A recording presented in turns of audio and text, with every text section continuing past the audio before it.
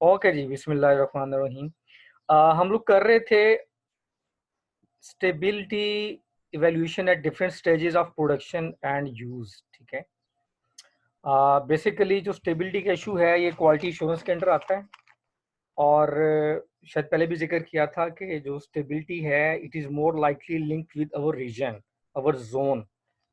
WHO ने 7 Jones में convert किया हुआ है, उसमें हम किस जोन में आते हैं और इन जर्नल स्टेबिलिटीज़ के क्या पैरामीटर्स होते हैं, डब्ल्यूएचओ की इसमें बकायदा गाइडलाइंस हैं। ओके, लेकिन जब हम बात करते हैं वैक्सीन्स की, तो वैक्सीन में स्टेबिलिटी को बड़ी इंपॉर्टेंट चीज़ है। 3 चीज़ें देखते हैं उसमें। पहली बात देखते हैं कि ओवरऑल कितना कंसिस्टेंट है आपकी प्रोडक्शन या आपकी मैन्युफैक्चरिंग। फिर देखते हैं जी सेवरल इन प्रोसेस कंट्रोल्स की बात करते हैं।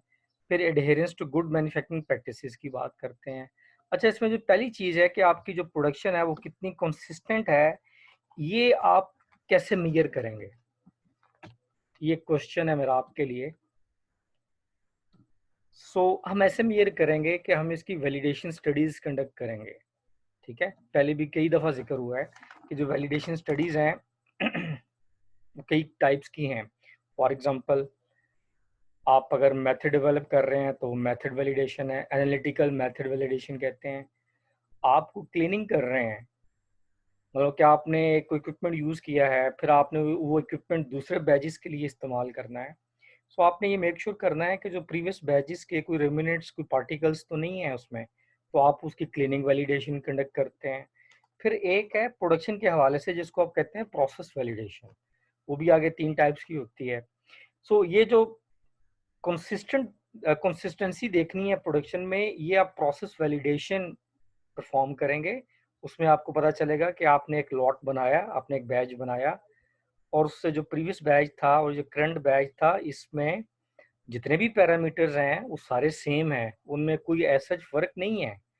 फॉर एग्जांपल, आपने 10,000 टैग्स बनाए हैं वैक्सीन्स के और जो पिछला बैच था, बैच साइज आपका 10,000 का था, लेकिन जो पिछला बैच था वो let's say for example 9,000 pack हुआ है। हम एग्जांपल देते हैं कि 1,000 जो है वो कहीं फिजिकल उसमें हो गया है, फिजिकल लॉस हो गया है।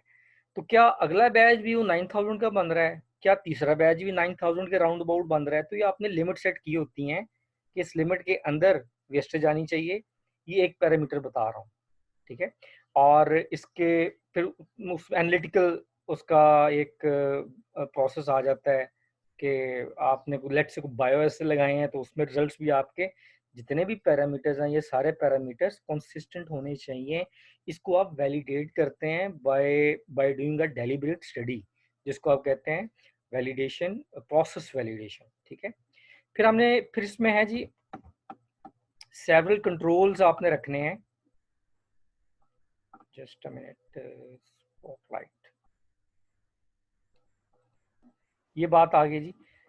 सेवरल इन प्रोसेस कंट्रोल्स, ये नीचे है जीएमपी। ये जितने कंट्रोल्स हैं ये सीजीएमपी को स्ट्रेंथन करते हैं। आप जितने चेक्स रखेंगे, अपने एसओपीज जितने अच्छे बनाएंगे, उन एसओपीज के अकॉर्डिंगली आपने स्टेप बाय स्टेप काम करना होता है। उन एसओपीज में जितने चेक्स रखेंगे, मतलब ये कि जितने आप उसमें कुछ चेक लिस्ट रखेंगे, कुछ चेक पॉइंट्स रखेंगे, ठीक है। आप प्रोडक्शन वाले कर रहे हैं, क्वालिटी इंश्योरेंस वाले आपको जो है वो चेक कर रहे हैं। क्वालिटी इंश्योरेंस वालों के लिए जितना आप अच्छे तरह से उस फॉर्म को फॉर्मुलेट करेंगे, उन चेक्स को बनाएंगे, उतने ही उसके ऊपर क्वालिटी इंश्योरेंस के चेक्स आएंगे और आपकी इन रिटर्न आपकी प्रोडक्ट क्या होगी? आपकी प्रोडक्ट सेफ होगी, उसकी सेफ्टी, उसकी पोटेंसी और उसकी स्ट्रेंथ, ये सारी चीज़ें इंश्योर होंगी। ये तीनों चीज़ें एक दूसरे को स्ट्रेंथन करती हैं। फिर बात करें जी स्टेबिलिटी स्टडीज जो हैं, ये बेसिकली ये ऐसा नहीं है कि आपने परफॉर्म कर दी, एक ऑनगोइंग प्रोसेस है। शुरू में हमने बात की थी कि पहले आपने जब प्रोडक्ट को रजिस्टर करवाना है तो आपको एक्सेलरेटेड स्टडीज या शॉर्ट टर्म स्टेबिलिटी स्टडीज का डेटा रिक्वायर्ड है। ये जो ड्रैप की रिक्वायरमेंट है for registration of a product, ठीक है। फिर या यहाँ पे लिखा भी हुआ है जी पोस्ट लाइसेंसिंग के लिए। फिर ऑनगोइंग प्रोसेस है ये कि आपने जितने भी लॉट बनाया है, बैच बनाया है, उसमें से आप कुछ परसेंटेज उसकी रिटेन कर लेते हैं और उस रिटेन सैंपल में से कुछ को फिर आप आगे स्टेबिलिटी स्टडी पे लगा देते हैं, एक दो टैग्स को, ये देखने के लिए कि आपके जो बैजेस बन रहे हैं उन बैजेस के दरमियान प्रोडक्ट तो कोई वेरी तो नहीं कर रहा। अच्छा, एक और बड़ी इंपॉर्टेंट चीज़ है कि अगर आपने कोई इंग्रेडिएंट उसमें चेंज किया है तो फिर आपको दोबारा से स्टेबिलिटी स्टडीज लगानी पड़ेगी। ये बड़ी इंपॉर्टेंट चीज़ है ये। अगर आप उसकी फॉर्मुलेशन को डिस्टर्ब करते हैं, उसकी फॉर्मुलेशन को आप चेंज करते हैं, so we have to perform stability studies again in a full range, कि आपको दोबारा पहली स्टडी जो है वो नल एंड वाइड हो जाएगी, आपको दोबारा स्टेबिलिटी स्टडी उसकी लगानी पड़ेगी। और यहाँ पे पाकिस्तान का जो लॉ का ड्रैप है, कानून है कि आपने कोई फॉर्मुलेशन में कोई चेंज किया है तो आपको ड्रैप से इजाज़त लेनी पड़ेगी बल्कि आपको उनको इन्फॉर्म करना पड़ता है कि ये हमारी प्रोडक्ट थी, ये आपके पास इसका डेटा आया हुआ है फॉर्मुलेशन का, इसमें हम फलानी चीज़ ऐड कर रहे हैं, फलानी चीज़ हम इसमें निकाल रहे हैं। ठीक हो गया जी। नेक्स्ट है जी choice of stability indicating parameters and frequency of testing. ये अगेन आपने ये सारी चीज़ें, आपका जो वैलिडेशन प्लान है ये उसमें लिखा होगा कि आपने इसकी जो स्टेबिलिटी करनी है उसमें कौन कौन से पैरामीटर्स को देखना है, क्या ह्यूमिडिटी को देखना है, टेम्परेचर को देखना है, या कोई और पैरामीटर्स हैं। सो और उसकी फ्रीक्वेंसी टेस्टिंग की क्या होगी, आप उसको बायोसिस लगा रहे हैं या उसका एनालिटिकल मेथड आपने को डेवलप किया हुआ है यूवी पे, एचपीएलसी पे, सो उसकी फ्रीक्वेंसी क्या होगी, ये सारा आपका स्टेबिलिटी का या वैलिडेशन का प्लान है उसमें लिखा होगा। So it it depends upon the nature of antigens, दूसरे कंपोनेंट्स हैं जो उसमें, ठीक है, फॉर्मुलेशन के या मैन्युफैक्चरिंग प्रोसेसेस, इन तीनों चीज़ों पे डिपेंड करता है कि आपका जो स्टेबिलिटी इंडिकेटिंग पैरामीटर्स हैं किन किन को टच करना है और कितनी फ्रिक्वेंसी से उनको देखना है। ओवरऑल हम क्यों कर रहे हैं ये, in order to ensure the potency, ठीक है, which is considered as a stability indicating parameter that reflects the potential impact of environmental conditions on the immunogenicity and subsequent protective efficacy of a vaccine, ठीक है। So obviously ये biologicals हैं, इसमें जो environmental factors हैं वो बहुत effect करते हैं, तो इसमें स्टेबिलिटी का जो पैरामीटर्स है वो बड़ा एक उसका प्राइम और की रोल है। और parameters that might change over time but have no correlation with efficacy. अच्छा, एक तो आपने देखना है कि कौन से पैरामीटर, स्टेबिलिटी आपको बताएगा कि कौन से पैरामीटर चेंज किए हैं जिसने डायरेक्टली इफेक्ट किया है पोटेंसी को, ठीक है, ये वैलिडेशन से या स्टेबिलिटी के रिजल्ट से पता चल जाएगा। फिर कुछ पैरामीटर ऐसे हैं जिनका डायरेक्ट कोरिलेशन नहीं है आपकी सेफ्टी के साथ या एफिकेसी के साथ। फॉर एग्जांपल अगर हम मैं बात एग्जांपल दूं आपको टैबलेट की, एक उसमें एक्टिव है, बाकी उसमें एक्सिपमेंट्स हैं इनएक्टिव हैं, हो सकता है उन एक्सिपमेंट इनएक्टिव्स का कोई इफेक्ट ना हो उस प्रोडक्ट की रिलीज में, ठीक है, या उसकी एक्टिव की रिलीज में। सो इसी तरह जो आप एडजुवेंट्स डालते हैं वैक्सीन के अंदर, हो सकता है उनका जो एंटीजेंस हैं या एंटीबॉडीज हैं उनके साथ कोई डायरेक्ट रिलेशन ना हो और उनके साथ उसकी पोटेंसी या सेफ्टी या एफिकेसी के साथ उसका कोई लिंक ना बनता हो, सो आप उनको साइड पे रख देते हैं। फिर आप क्या देखते हैं जी, लाइफ एट्यूनेटेड वैक्सीन हैं उसमें आप टाइटर टेस्ट देखते हैं एंटीबॉडीज लेवल, ठीक है।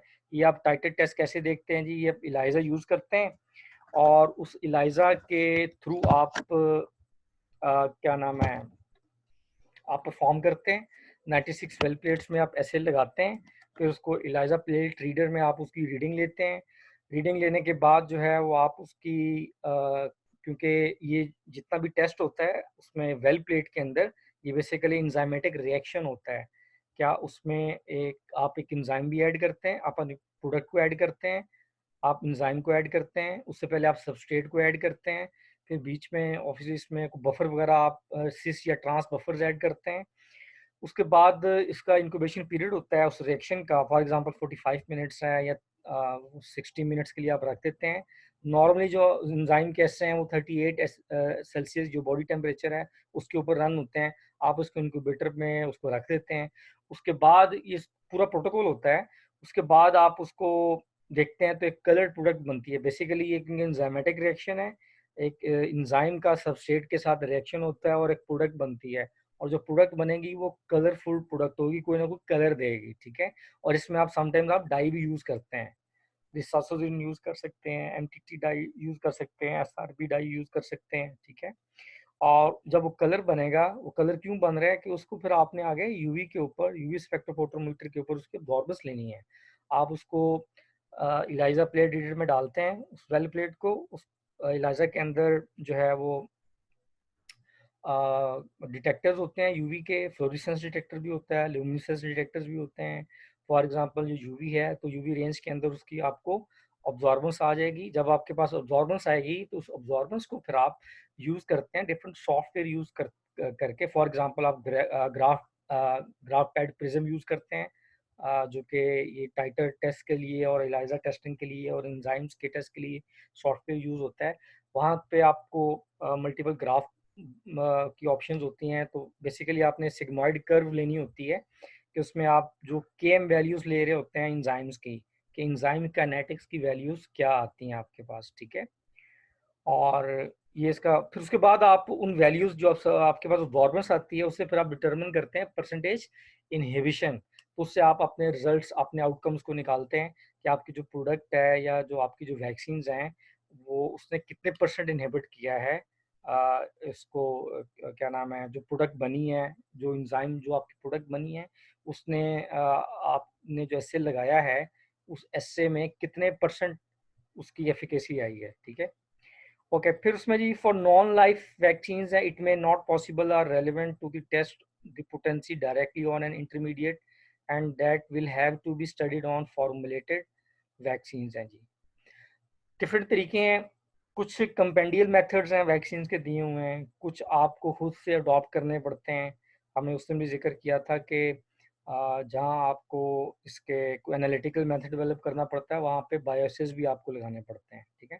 सो वो आगे स्लाइड्स में आ रहा है, उसको हम देखते हैं बाद में।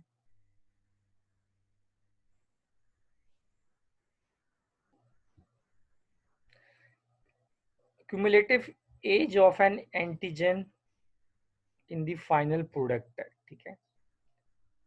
अगेन बात वो है कि ये बताता है कि ऐसा करेक्टरिस्टिक है कि आपका जो फाइनल प्रोडक्ट है वैक्सीन में वो कितने टाइम तक वैल्यूएबल है या उसका जो एफिकेसी है वो कितने टाइम तक है। और स्टेबिलिटी स्टडीज करने का मतलब ही ये है कि आपने ये देखना है कि आपकी जो प्रोडक्ट बनी है वो कितने टाइम के लिए वैलिड है, कितने टेम्परेचर में है, कितनी स्टोरेज, कौन सी स्टोरेज कंडीशन के अंदर उसकी प्रोडक्टिविटी और एफिकेसी या पोटेंसी रिटेन रहती है। सो स्टेबिलिटी स्टडीज करने का आउटकम ही यही है, मतलब ही यही है, ठीक है। So the total age of all the components at the end of shelf life is considered as a cumulative age of the product है, ठीक है। Storage conditions and period of intermediate should be specified until sufficient evidence has become available, demonstrating that the age of intermediates has no impact on the quality, safety, efficacy and final product। Again वो बात आ रही है कि जो आपकी stability studies हैं उससे आप, या आपकी एक क्योंकि एक्सक्लूसिव स्टडीज़ हैं वैक्सीन के हवाले से, इससे आप ये सारी चीज़ें आपको आउटकम्स निकलते हैं कि आपकी प्रोडक्ट की क्वालिटी है, सेफ्टी है, एफिकेसी है, उसके ऊपर किन किन इंटरमीडिएट्स जो आपके फॉर्मुलेशन में जो बाकी चीज़ें हैं उनका कितना इफेक्ट है या नहीं है, ठीक है। सो आप उससे ये डिटर्मिन करते हैं थ्रू स्टेबिलिटी स्टडीज है। Accelerated stability studies may also have performed to demonstrate that the final product stability is not affected by age intermediates हैं।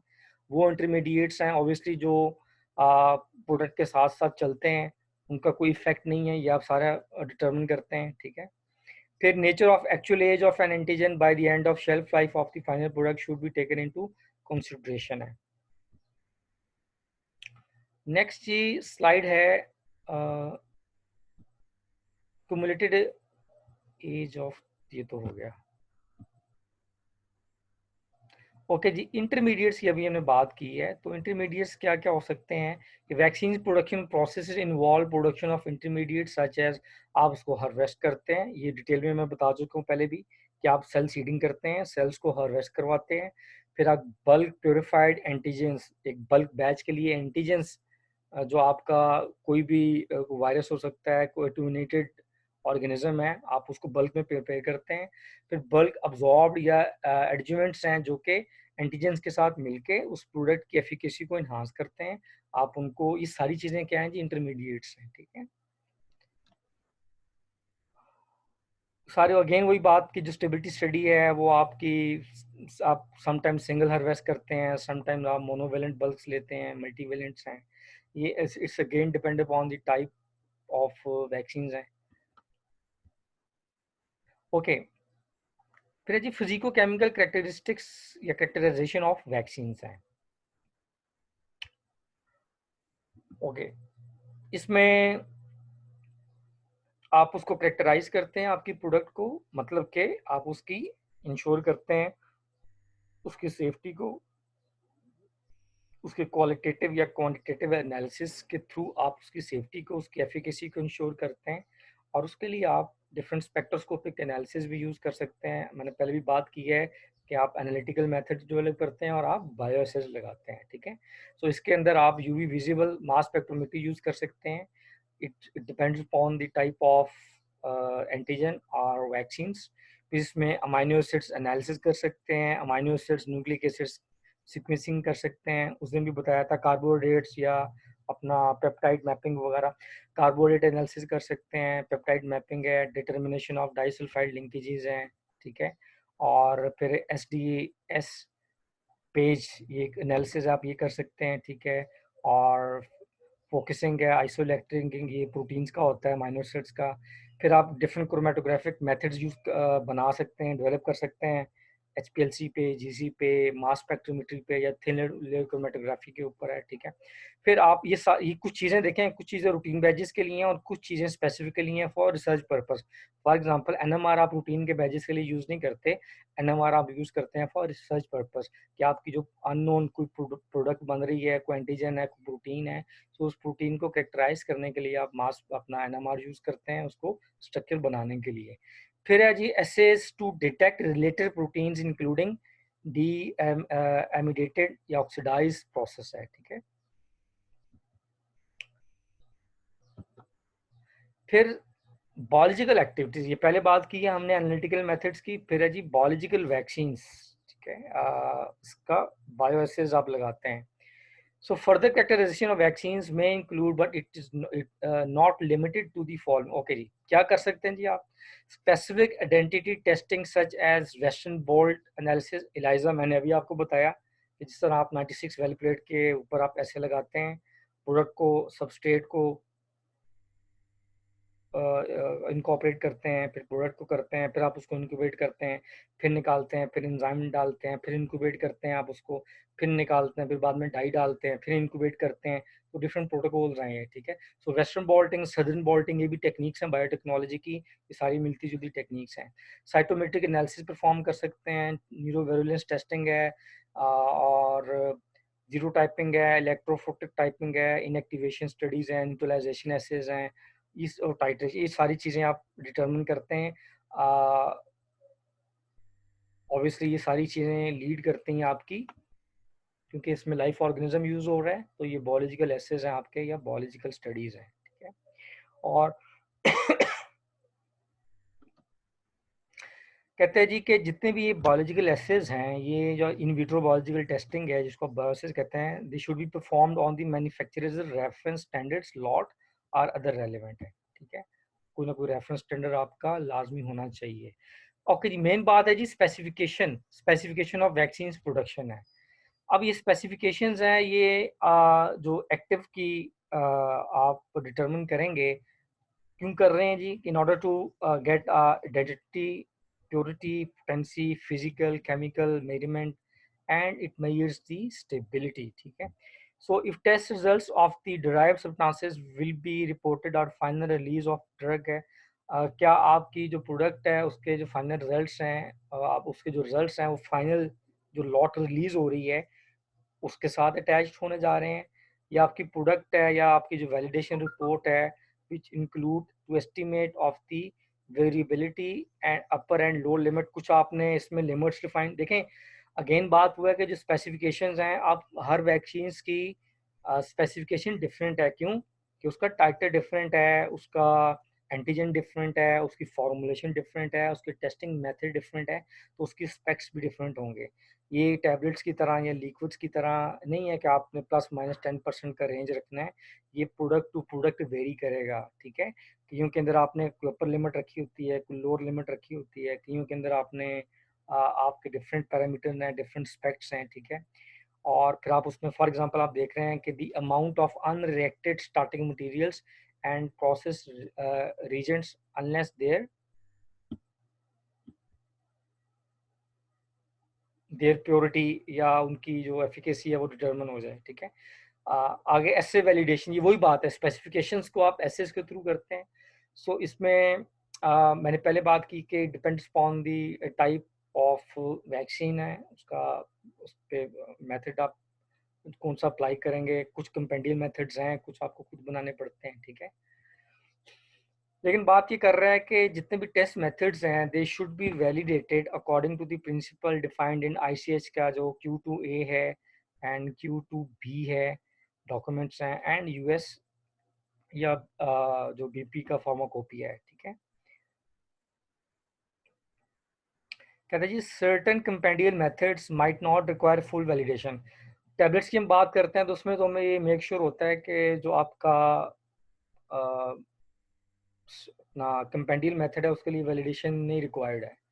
लेकिन वैक्सीन्स के उसमें कुछ कंपेंडियल मेथड्स के लिए भी आपको वैलिडेशन रिक्वायर्ड होती है, लेकिन जो वैलिडेशन का जो एक डिटेल स्टडीज़ हैं वो रिक्वायर्ड नहीं होती। लेकिन आपने अगर कंपेंडियल मेथड आपका नहीं है तो उसके लिए आपको detail validation, analytical detail methods आपको, जिसमें स्पेसिफिसिटी, लिनियरिटी, एक्यूरेसी और limit of detection, limit of quantification, robustness, ruggedness, ये सारे पैरामीटर्स रिक्वायर्ड होते हैं। 8 पैरामीटर्स हैं आईसीएच के, सारे रिक्वायर्ड होते हैं फॉर न्यू मेथड्स, ठीक है।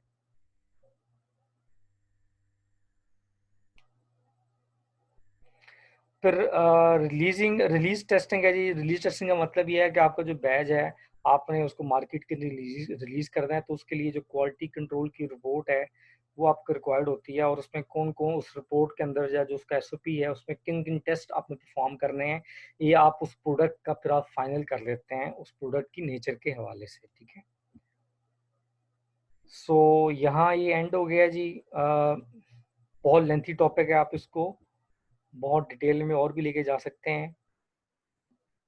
जस्ट अ मिनट यार, मैं इसको